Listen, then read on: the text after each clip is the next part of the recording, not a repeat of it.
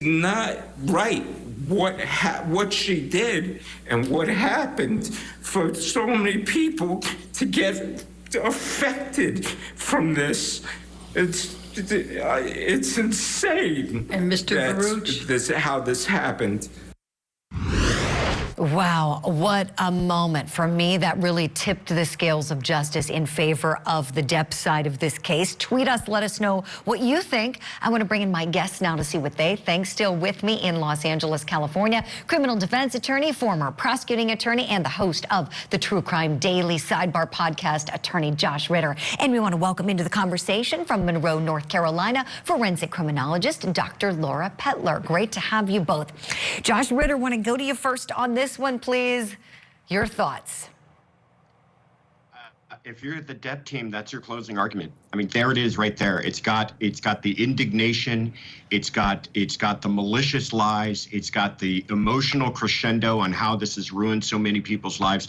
It was a perfect moment for them. It was really incredible to see the Heard team allowed that to happen. And as you pointed out, this was on cross. They could have done something about it, but those were huge points scored for the Depp team. They're having a very good lunch right now.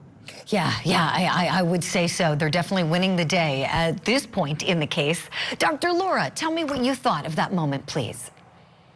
I thought it was a very interesting moment, Julie, because the demeanor of the witness changed when he was speaking.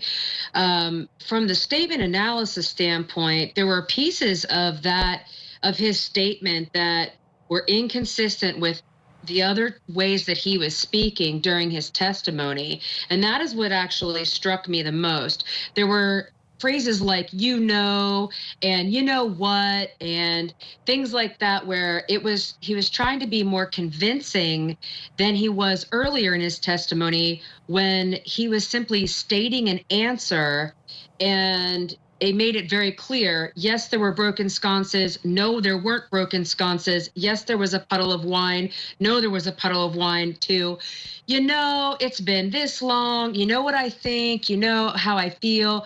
It was very, very different in his idiolects. And that shift was very important to me as a criminologist, to understanding the authenticity of everything that the witness was testifying to. So let me ask you a follow-up, please, Dr. Laura. Did you not find him to be authentic? I did find him to be authentic, Julie. I note the shift between his idiolect word choice, sentence structure during the first part of his testimony as compared to the specific question the attorney asked him, and are you angry with Amber Heard?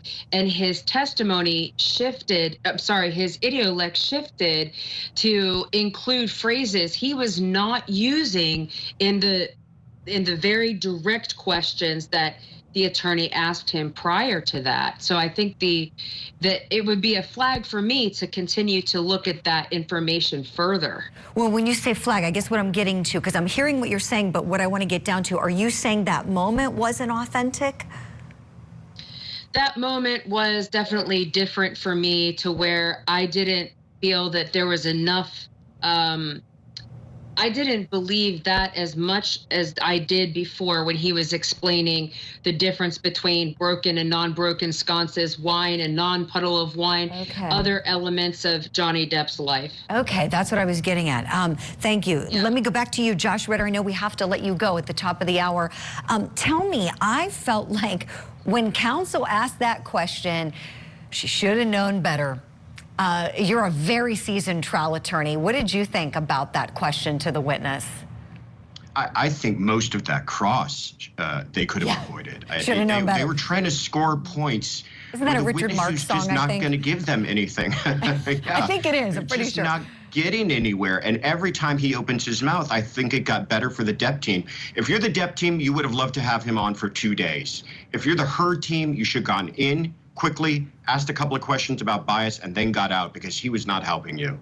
Right. You know, you should know better. And when she made a comment, after that, I mean, after he just took the ball and ran, you know, took it to the house, so to speak.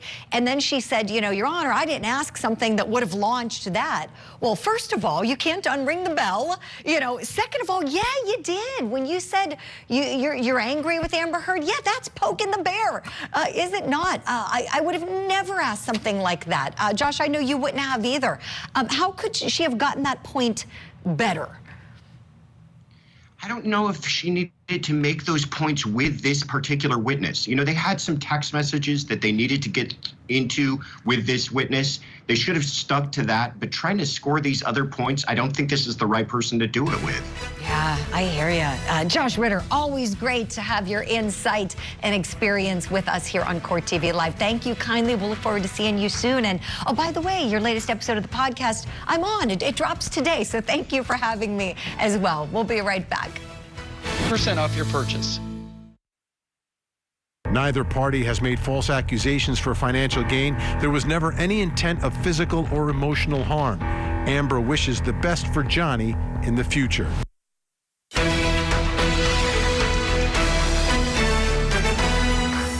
Welcome to Court TV Live. I'm Julie Grant. What we just heard was part of a joint statement released in 2016 by actors Johnny Depp and Amber Heard following the completion of their divorce.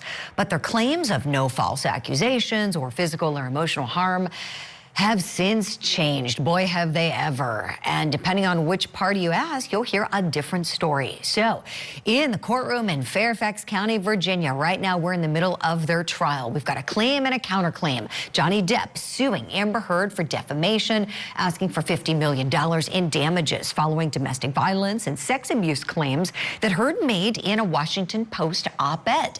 Now, Heard is countersuing her ex-husband for $100 million, alleging that he and his attorneys defamed her by calling her a liar after she made the claims. Court TV lead anchor Vinnie Politan has a closer look at the tumultuous relationship between Johnny Depp and Amber Heard. Beth, you scream before I do.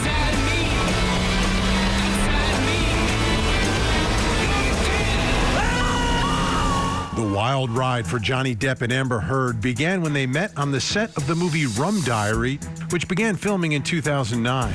At the premiere in October of 2011, Heard described the on-screen romance between their characters. She has a particular fall from grace that allows her to fall in love with the antithesis of that, which is Johnny Depp. The pair clearly had chemistry and shared a kiss. And now you have red lipstick. That's all right, it'll be all right. Amber Heard says the pair did not start dating until 2012, and in 2015, they got married. And 15 months later, in May of 2016, Amber Heard filed for a divorce, citing irreconcilable differences and alleging Depp had abused her throughout their marriage. In August of 2016, Amber gave a deposition for that divorce. One time, Johnny was hitting me, and he was hitting me hard and repeatedly, and I was screaming. Security walks in, and they don't do anything about it. A few days after this deposition, the couple announced they had privately settled their divorce, releasing a statement which read, in part, "Our relationship was intensely passionate and at times volatile, but always bound by love. Neither party has made false accusations for financial gain. There was never any intent of physical or emotional harm. Amber wishes the best for Johnny in the future." But the best wishes turned into a worst nightmare for Johnny Depp. In July of 2018, the British paper The Sun published a story referring to Depp as a wife beater. Depp denied the allegations. And then in December of that same year, more than 2 years after their divorce, Amber Heard wrote an op-ed in the Washington Post claiming to be a victim of abuse. She never mentioned Depp by name, but he says the implication was there. We have the best reputation amongst all the press. You know that? Is that right? Yeah. Depp's reputation was tarnished. In London, he sued The Sun for libel and lost in November of 2020. Days later, he was fired from 2 big movie roles. I saw her ankles. You'd have seen a lot more if you kept your cake hole shut. He got thrown overboard as Jack Sparrow in Disney's Pirates of the Caribbean franchise, which had made him tens of millions of dollars. Because the old ways serve us no longer. And he was fired from the Warner Brothers series Harry Potter Fantastic Beasts. Good morning. And that brings us to the reality of where we are today. Johnny Depp facing off with Amber Heard in a Virginia courthouse with $150 million at stake in claims and counterclaims. That was our lead anchor, Vinny Politan, following that report. He is in Fairfax County, Virginia, anchoring his show Closing Arguments as this trial is getting underway this week. We are in day number 2 of the case. We just finished with witness number 2. The jury's on their lunch break. They're going to be back within the next probably about 20 minutes. Gives us a little time to unpack what we saw from that second witness. Boy, oh boy, was he a character and a powerful one. Johnny Depp's childhood friend. His name was Isaac Baruch. He took the stand and really just, I think, won over hearts of many, many, many people watching this trial. I saw a tremendous response on Twitter from all of you incredible CourtTV viewers who were watching our broadcast and just found him to be so authentic and really kind of stole the show. To me, he's the star of this trial so far. Let me see what my guests think. I have still with me in Monroe, North Carolina, forensic criminologist Dr. Laura Pettler, and joining us from Denver, Colorado, he is the former district attorney for the 18th Judicial Circuit of Colorado. He's also a trial advocacy professor and radio host. George Brockler is on the show. George, good to have you along with us. I want to begin with you since you're just joining us this hour. Give us your assessment of where we are in the case so far, please. This guy, for those that remember the O.J. Simpson trial, this guy was the Kato Kalin for Johnny Depp.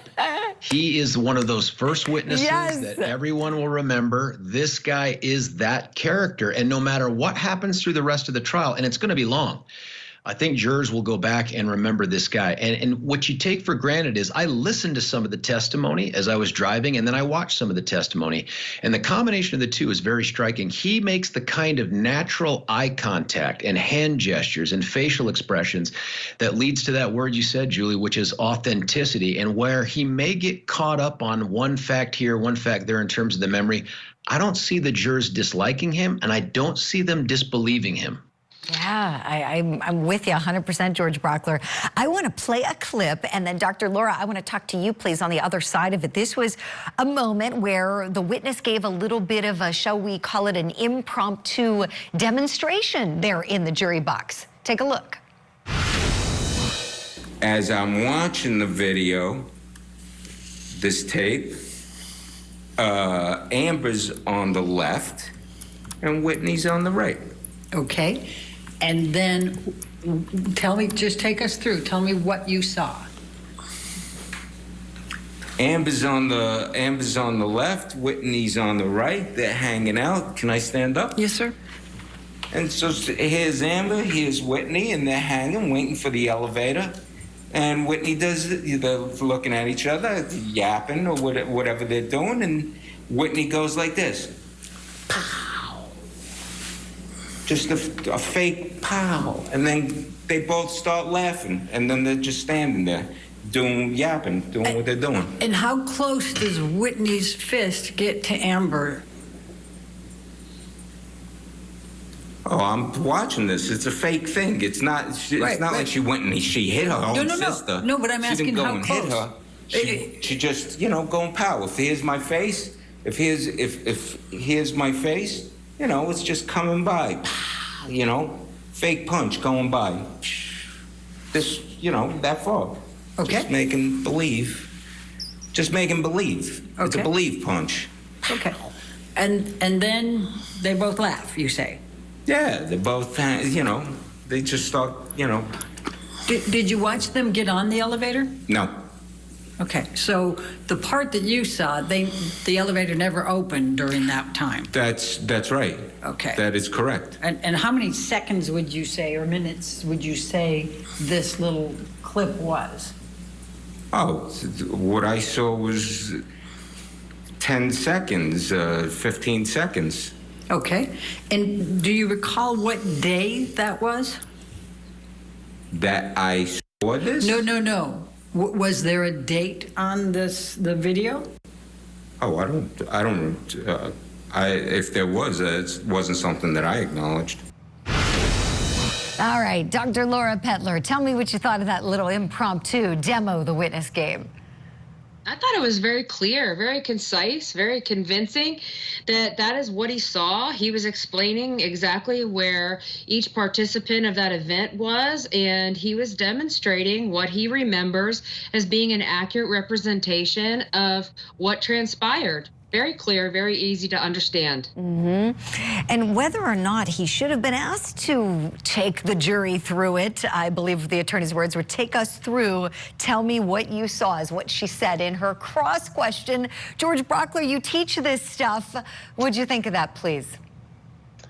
I don't understand leaving this guy on the stand as long as he was on and to have this kind of room to explain. I thought that your prior expert sounded just like an expert to me, because I would see this guy coming, and unless they've deposed him before or seen him in some other setting, as soon as he's getting through direct and you see him start to address her in cross, you've got to think to yourself, I'm not going to score huge points with this guy. I've got to figure out a way to get what I can get, show a little bias. He's his best friend forever and ever. He relies on him for a whole bunch of things, and then peace out and go sit down.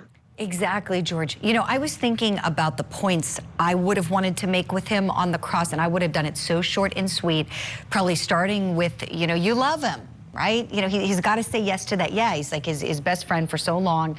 You know, he lived rent-free because of him, right? Yes, he's got to acknowledge that. So, you know, you kind of warm up. And then the other thing I would have made the point with, maybe with a couple questions, is that you weren't living with them, right? You wouldn't have had an opportunity to witness intimate fights if they occurred in the privacy of their home. And he would have had to say, well, no, I'm the neighbor. I live across the hall or wherever. So I felt like that really was all she needed to get, was try to draw out a little bias, draw out a little bit of the fact that he doesn't have personal knowledge of what the Heard side is saying Depp did, and then sit down, hashtag sit down.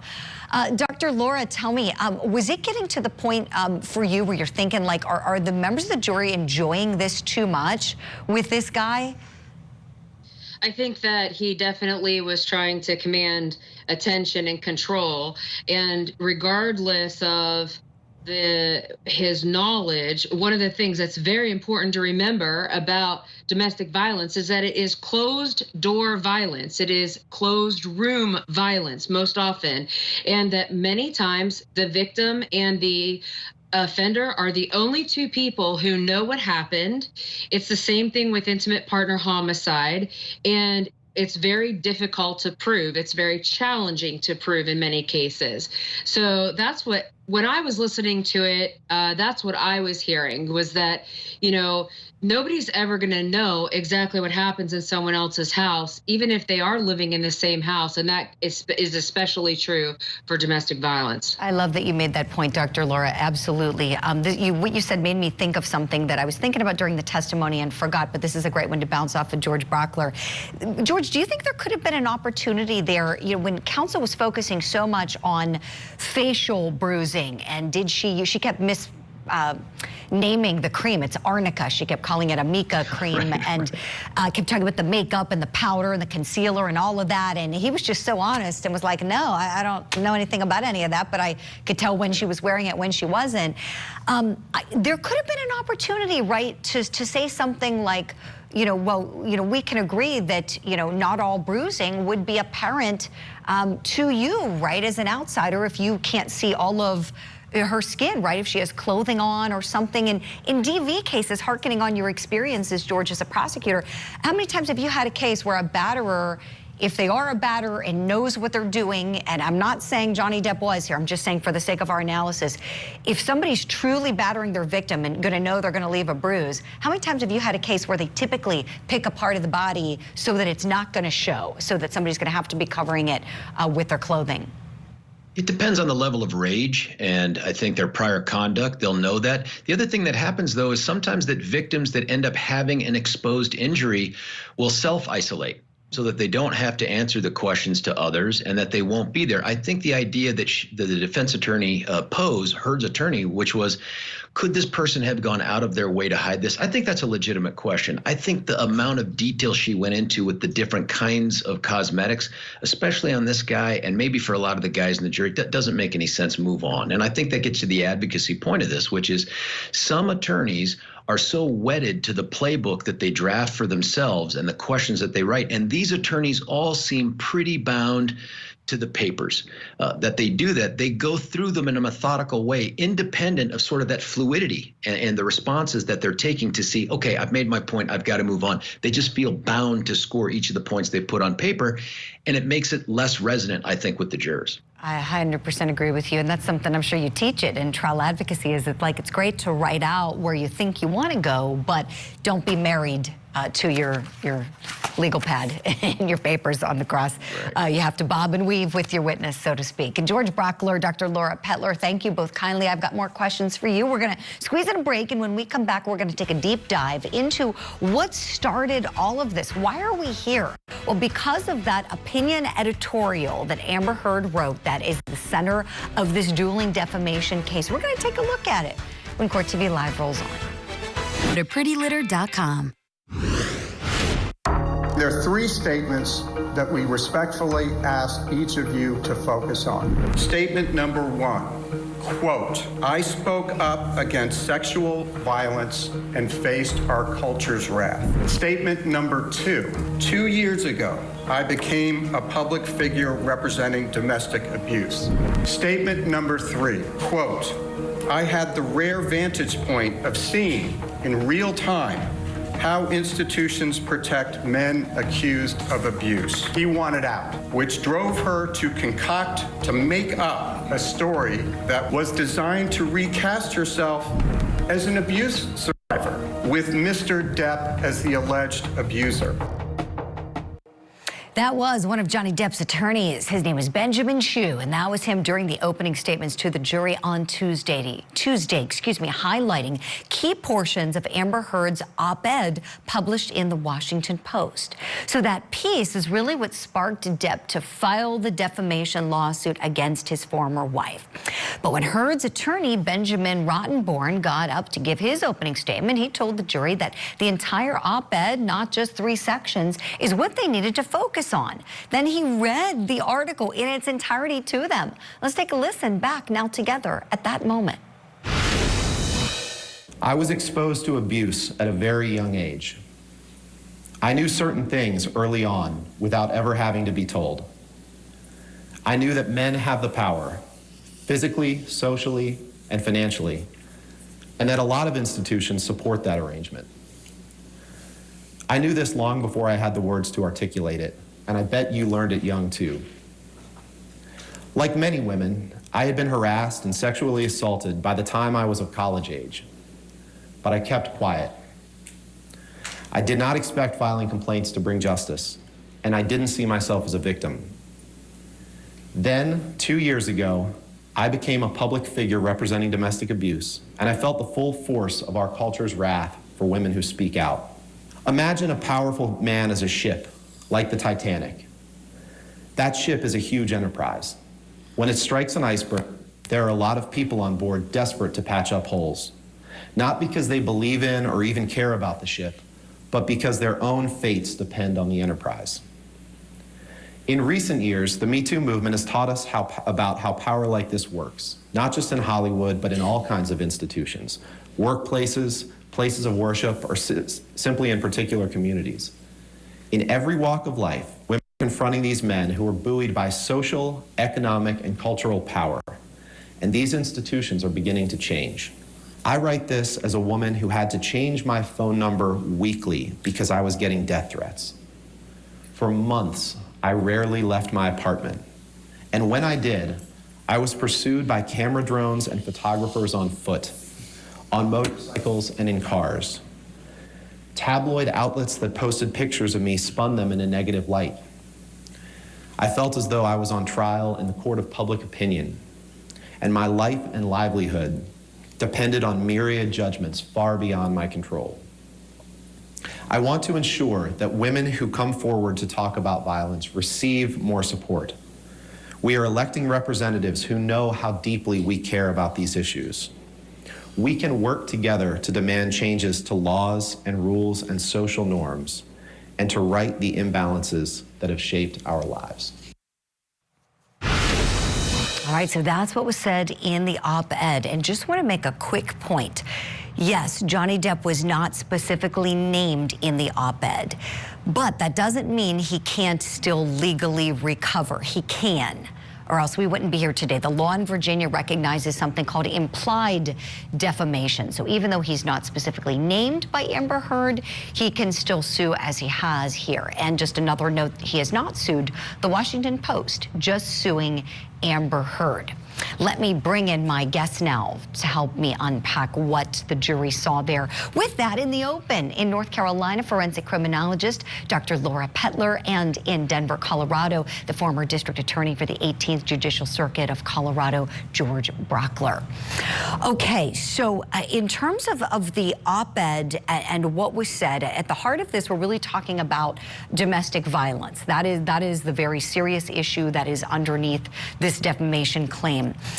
Dr. Laura, let me tap into your experiences as a forensic criminologist, perhaps consulting on cases. What is important for people to understand when it comes to domestic violence? Julie, it's an extremely important topic for every single person in our country to address, every gender, every identity, because it does not have boundaries. It is not a problem of the rich. It is not a problem of the poor. It is not a problem of a specific race. It is not a problem for men or a problem for women only. It actually affects everyone. It affects children. It affects animals.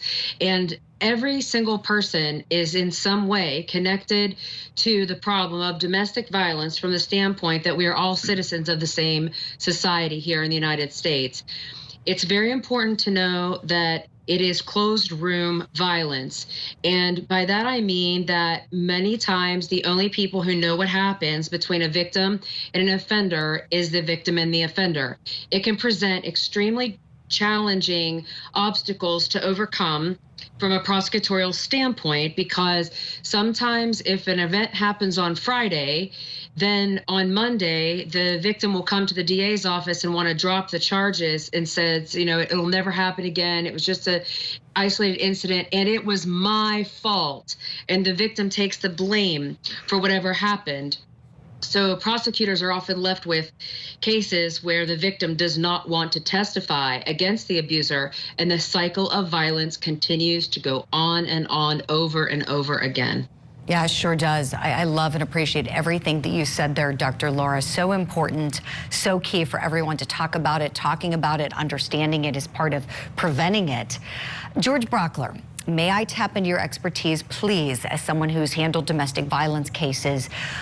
When it comes to understanding what we typically see, would you lay out for us what is the typical cycle of violence when it comes to the batterer and the victim, or now we're hearing another term used.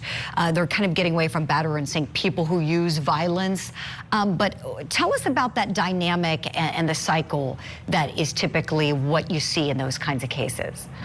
While it's possible for someone to go from 0 to 60 in a single incident, that's not typically what we see. There is, and grooming may not be the right term for it, but there's usually some conditioning that takes place in a relationship over a period of time. And there's telltale signs with relationships involving controlling behavior and limitations on freedom and access to others, that all these things lead towards an environment that makes itself ripe for something like this.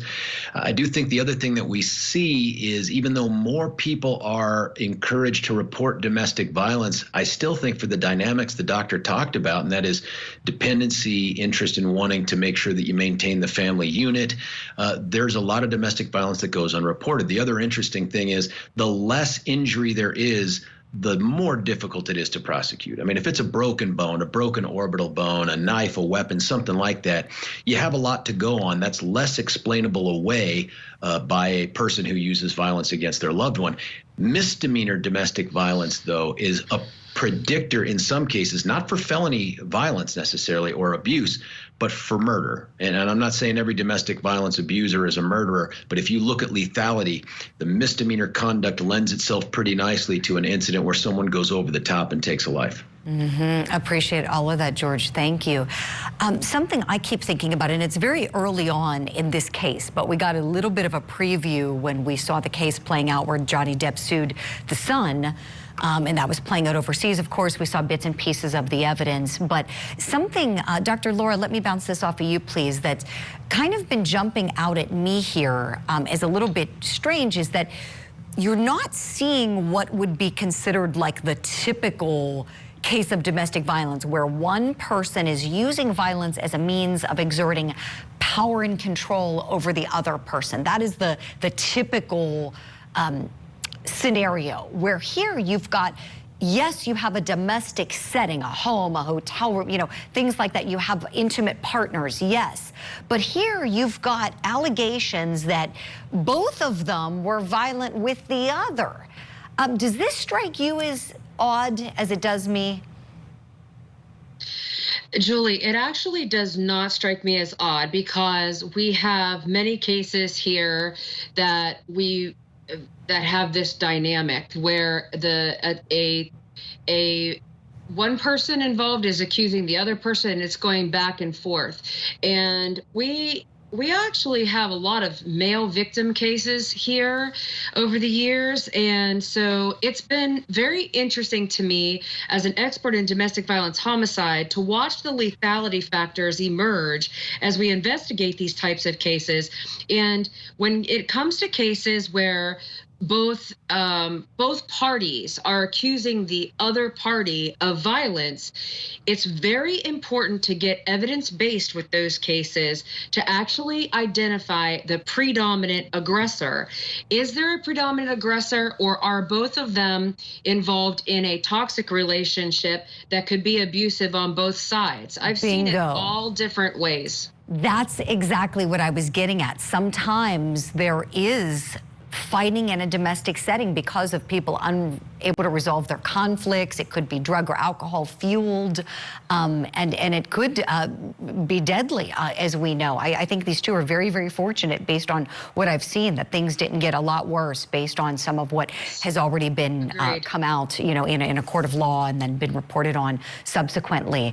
So we'll see what the evidence shows as this progresses, but have to leave it there for now. Big thank you, Dr. Laura and Attorney George Brockler. We will be right back with more Court TV Live, and we expect the jury to be back as well right after this. SmileDirectClub.com. I'm Tanley Painter in Fairfax, Virginia for the Johnny Depp defamation case. And this is Court TV, your front row seat to justice.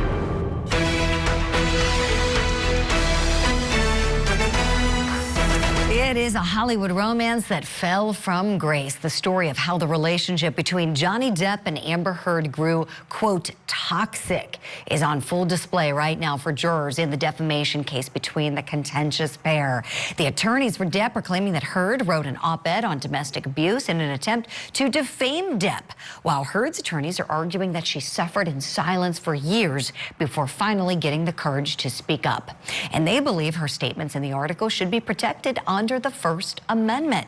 This afternoon, Depp's attorneys are set to play a video deposition from Brandon Patterson. He is the manager of the East Columbia building in Los Angeles where Depp owned a couple of apartments. The court currently is entering some different exhibits the attorneys have offered into evidence. This is all being done outside of the jury's presence. The attorneys are offering them, and then the judge is admitting them, and then the jurors are going to be brought in to watch that deposition. Let's go in now together live. 789A, 789B, 789G, 789H, 789L, 789N, 789R, 974. And I believe we had 1041, which I think was what actually came in from your today, the plans for the ECB, I think that's the same thing, but it was 1041. And I'm not sure if you're objecting to that. No, so 1041. Okay. Just want to All make right, sure. so you're entering all of those into evidence and there's no objection, correct? Well, Your Honor, I just want to confirm one thing with counsel. Sure. May I confirm? Sure, with him very that's quickly? fine. This doesn't include the covered meeting video. Go ahead. Correct. So